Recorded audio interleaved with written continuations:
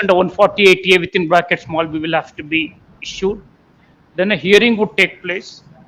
Then, my lords, the assessing officer will have to pass an order calling it as a fit case for the purpose of issue of notice, which order will have to be passed with the prior approval. And, my lords, as soon as the said order is passed, which is an order under 148A within bracket small d, my lords, a notice under 148 would then be issued. My lords, what happened was, my lords, after 1/4/2021, The new regime, the new regime, the faceless regime. faceless, I'll come to, my lords. Yes. Faceless is one aspect. This is the normal aspect of how a reassessment should be made. So department did error in as much as it did not follow the new regime. It went ahead and issued notices under the old regime, which, my lords, most of the honorable high courts, including this honorable high courts, quashed this on the premise that you have not followed the new regime. Then, my lords, the matter reached the honorable Supreme Court. Honorable Supreme Court, in respect of those matters then existing, lords, which came before the Supreme Court, stated that new regime has to be meticulously followed. And the Honorable Supreme Court concurred with the decisions of all the high courts to state that if the old regime is followed, it is bad. And therefore, my lords, what the Honorable Supreme Court did is to deem the wrongly issued notice under 148A within brackets B and asked the department to proceed. Thereafter, my lords, the faithless regime started. The department in those cases also continued the error of proceeding manually on it. That apart, this batch before, my lords, would also consist of those cases which were initiated on the new regime only, but not through the faithless regime. Therefore, my lords, these petitions are before, my lords. Now, my lords, the provisions in the Income Tax Act, my lords, in respect of various proceedings were intended to be done in a faithless manner with three avowed purposes in mind. That's one is to remove the interaction between the assessee and the department. This would enhance the transparency. Two, my lords, dynamic jurisdiction. My lords, they wanted to get rid of the conventional method of the jurisdictional assessing officer, which would then mean, my lords, there wouldn't be proper optimal utilization of resources within the department. So dynamic jurisdiction where, my lords, I could be assessed by somebody in Tripura. So this was what this was brought in. Then at the same time, they also introduced the faithless assessment schemes and the procedures.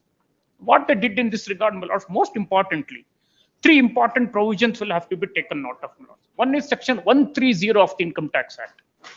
Through 130 of the Income Tax Act, my lords, they have brought in, they have enabled the central government to issue a scheme for faithless conferment of jurisdiction. Otherwise, my lords, the jurisdiction would be conferred by the order of the Central Board of Direct Taxes, delegating its lower authorities to in turn delegate, my lords, the powers of the assessment. All these orders are essentially passed under section 120, read with section 124 of the Income Tax Act. And, my lords, section 130 was enacted to enable the board to bring out a scheme to seamlessly confer the jurisdiction. I'll explain why this is done, my lords. And accordingly, a scheme has been brought in to confer faithless jurisdiction. Along with that, my lords, they have brought in 144B with effect from 1st of April of 2021, where they have codified the whole scheme of faithless assessment, not as scheme, but as part of the statute. Unlike in 130, my lords, where a scheme has to be brought out by the Central Board of Direct Taxes, under 144B, they have enacted the faithless procedure itself. Thereafter, my lords, they also brought in 151 capital A, which provision, like 130, enabled the Central Board of Direct Taxes to issue a faithless scheme for the purpose of, my lords, carrying out the exercise of issue of notice under 148. So I may clarify one thing, my lords, here. That 151A scheme provided for stage up to the issue of notice under 148. And thereafter, the assessment in a faithless manner will have to be done under 144B. The whole, if, my lords, were to look at all this in an integrated manner, how it works, my lords, is the cases for reassessment would be picked largely on the basis of risk management strategy, which, my lords, is a strategy adopted by the Income Tax Department applying artificial intelligence and the machine learning, where, my lords, they will have the set risk parameters. on the basis of those set risk parameters, the cases will get flagged. And as they are flagged, my lords, they are to be picked for the purpose of reassessment. Reassessment. And as soon as the cases get flagged in the RMS, which is without the human intervention, then, my lords, the system is so integrated, so much so that the jurisdiction under 130, my lords, would get conferred to by way of an automated allocation algorithm To somebody, anybody. who assessee wouldn't even have a chance to know. So it will get allotted to somebody. As soon as that gets allotted, my lords, section 151A will kick in for him to initiate Proceedings. the proceedings as to whether it's a fit case for issue of notice and Reassessment. reassessment. And once, my lords, so-called officer passes an order stating that it's a fit case for issue of notice under 148 and hence issues a notice under 148, my lords. Likewise, the section 130 would work in a manner where it will then go to a phaseless officer for the purpose of assessment under 144B. So this is how, my lords, it's all integrated. This being the case, my lords, and this being mandatory, the question before my lords is department right in not following this faithless system? So with this brief Now, background, one clarification, My lords. as I heard on the last occasion. my lords, Now, this, despite all this being in place, the notices are manually issued, Exactly. proceedings are manually taken, and orders are passed. exactly. That is in violation of Mandatory, mandate which Supreme Court says you have to follow. exactly. Yes. Now, my lords, with this background, I would take, my lords, to section 151A. Yes. And before that, my lords, 130, maybe just kindly seen, my lords, that would make it complete. These three sections are very critical. Page. My lords, may kindly take I'm section holding 130. I'm holding writ petition 17352. My lords, may kindly take the Income Tax Act. Ah.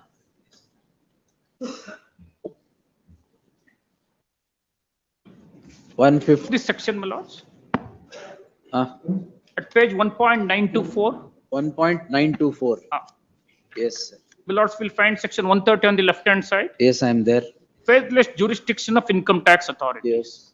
Now, my lords, this would provide for, without bothering my lords reading this, it will provide for bringing out a scheme to confer faithless jurisdiction. A scheme also has been brought in place, my lords, which at this point in time may not be really relevant. Now, my lords may kindly go to 144B of the Income Tax Act, 144B.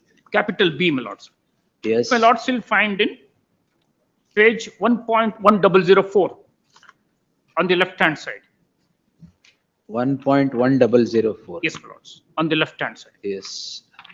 144B. 144 capital B. Yes, I am there. Now, my lords, on the left-hand side, Yes. faithless assessment, Ah, notwithstanding anything to the contrary contained in any other provision of this act, the assessment, my lords, may also kindly notice reassessment. ah. My lords have found that. 1 minute, 1 minute. I'm sorry, my lords. Or my lords referring to 2025 Act, 120. Ah, yes, yes. 1.1004. 25, yes. 140 faceless assessment. Yes, my lord. 144B, subsection 1. Yes. What my lords are reading is effective 1/4/1922. Yes. Notwithstanding anything to the contrary contained in any other provision of this act, the assessment, my lords are there, Yeah, I'm there. reassessment, recomputation, my lords may kindly see reassessment as well, recomputation under 143(3), 144 and 147, which is reassessment section. Yes. As the case may be, with respect to cases referred to in subsection 2, shall be made in a phaseless manner as per the following procedure. Then, my lords, the whole lot of procedure will continue from page 1.1012 onwards. So, my lords, at this point in time, it may not be necessary, my lords, to take, except noting that, my lords, that the scheme is itself codified as in the form of section. Now, my lords, may most kindly go to the important section here, 151 capital A. 151A. Capital A, my lords, which my lords will find in page 1.1040. 1040. Yes, my lords. Yes, I'm there. Lords, on the left-hand side, faithless assessment of income escaping assessment. Yes. Subsection 1. Ah. The central government may make a scheme by notification in the official gazette for the purposes of assessment, reassessment, or recomputation under section 147, or issuance of notice under section 148, or conducting of enquiries or issuance of show cause notice or passing of order under section 148A, or sanction for issue of notice under section 151, so as to impart a greater efficiency, transparency, and accountability by A, eliminating the interface between the income tax authority and the assessee or any other person to the extent technologically feasible. B, optimizing utilization of the resources through economies of scale and functional specialization. C, introducing a team-based assessment, reassessment, or recomputation, or issuance or sanction of notice with dynamic jurisdiction. Then, my lord, subsection 2 is also equally important. The central government may, for the purposes of giving effect to the scheme made under subsection 1, by notification in the official gazette, direct that any of the provisions of this act shall not apply or shall apply with such exceptions, modifications, and adaptations as may be specified in the notification. That is a cut-off date for issue of that. Now, my lords, subsection 3 is equally important. Every notification issued under subsection 1 and subsection 2 shall, as soon as may be, after the notification issued, be laid before each house of the parliament. Lord, this section empowers the Central Board of Direct Taxes not only to issue a scheme, but also, my lords, specify that other provisions of the act should not apply if the scheme were to come in. Obviously, to the extent of incompatibility and inconsistency. That's not the And also, the notification so issued by the Central Board of Direct Taxes will have to be placed before both the houses of the parliament. Now, my lords, in exercise of powers under this particular section, notification has been issued, my lord. I may share this convenience compilation, my lords. It's already there in the paper book. It's already in the paper book given by Shankar, sir. at page. It is here. The scheme is at page 112, 212. Let Chaitanya, sir, finish. My lords. Yes, sir. My lords, this scheme is notified on 29/3 of 2022, my lords. Where do I get Do I that? share this, my lords? My lords, Yes, sir? give it. Yes, yes. Lords, at page 1.